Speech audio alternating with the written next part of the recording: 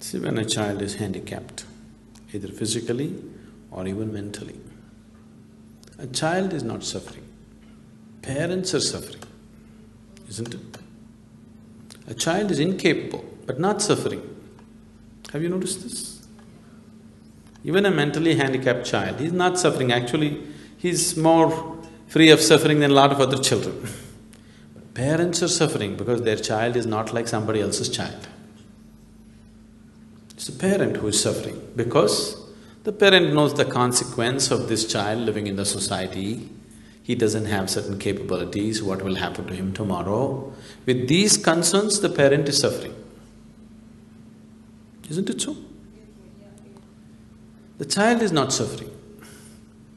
The child is incapable. Handicapped means just that. Handicapped, the word itself says that. So, a handicap has come. Why? A certain manufacturing defect, that's what you're talking about, isn't it? All this may sound very brutal to you, the way I'm talking. It's very brutal. But I didn't create this brutality. Life is like this, isn't it? Yes? Your creator is brutal, I'm only explaining his brutality. I'm bringing clarity to his brutality. I did not create this brutality, isn't it? Yes or no? Yes. Somebody is born with half a brain, I didn't create it. But if you are saying this is the work of the creator, this is creator's brutality. Either you see it the way it is and see what we can do out of it, or you don't see it. Today, we no more call them as handicapped children, we call them special children. They're special because they're not like other children, they're different. That's a good way to look at it. They're special children. It is just that because you're comparing the child to some other child, you are thinking it is handicapped. Otherwise, it is a special child. Suppose, do you know, you're printing currency notes. All 100 rupee notes are supposed to be one way except the number.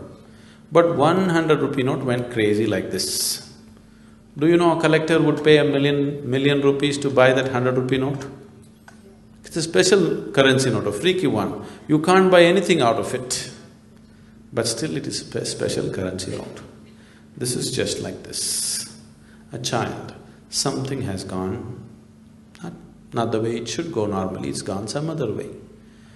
You don't have to make everything into suffering, that's what I'm saying. People who have normal children, who have all their limbs and everything in place, are they not suffering? Because the child is not listening to what you think they should do, you will suffer, isn't it? So your suffering has nothing to do with the handicap, nothing to do with well-being. Your suffering is just that if anything happens that you think should not happen, you will suffer. Or in other words, you want the whole existence to happen the way you think it should be. It'll never be so. In what form it comes to you, it doesn't matter. It comes to you in the form of a handicapped child, it comes to you in the form of a ruined business, it comes to you in the form of death, sickness. Which way it comes, it doesn't matter. But your demand is just this: existence should happen according to your will. It will not happen that way. Then what do you do if it doesn't happen? How do you deal with it if it doesn't go according to your will?